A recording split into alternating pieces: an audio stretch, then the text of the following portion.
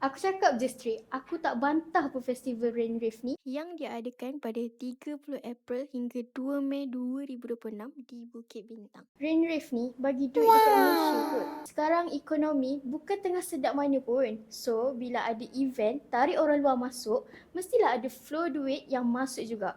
Dekat sana nanti, memang akan ada yang main air, muzik bising, orang menari. Bercampur lelaki perempuan tu tak payah cakap lah. Tapi benda ni kan biasa je untuk event hiburan. Cuma ada yang enjoy ataupun yang rasa tak selesa. Tapi sebelum pergi, kan korang dah tahu risiko dengan atur cara. So kalau rasa tak selesa, tak payahlah pergi dari awal. Pelancong datang tak kisahlah luar negara ataupun pelancong mungkin dari negara sendiri. Diorang makan mana? Mestilah kedai tepi jalan juga kan? Beli minuman dekat peniaga kecil yang berada di sekitar kawasan festival.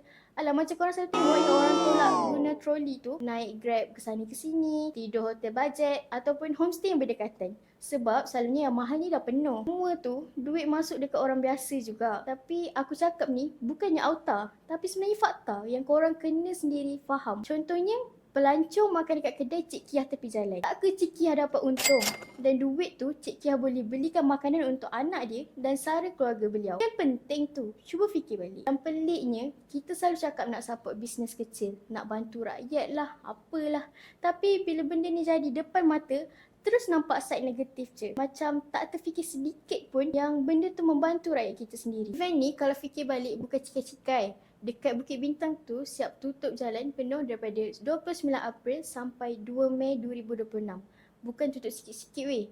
Memang sepanjang hari sebab nak bagi event ni jalan lancar dan jaga keselamatan orang ramai. Bila jalan tengah bandar pun kena tutup macam ni, dah jelas kan? Benda ni memang big deal.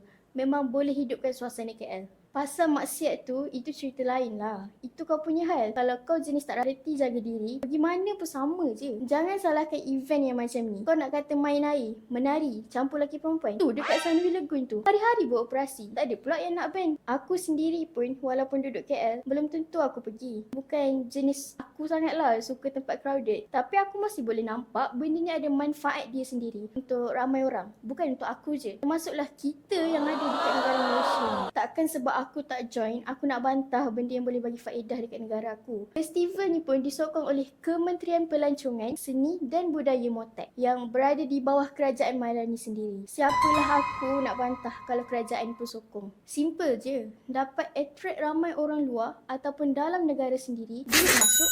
So dalam keadaan sekarang, itu pun dah cukup penting dah. Kalau nak bantah pun, bantahlah. Itu hak masing-masing. Tapi jangan sampai macam tak nampak langsung benda basic macam ni. Cuba fikir juga apa side positif dia.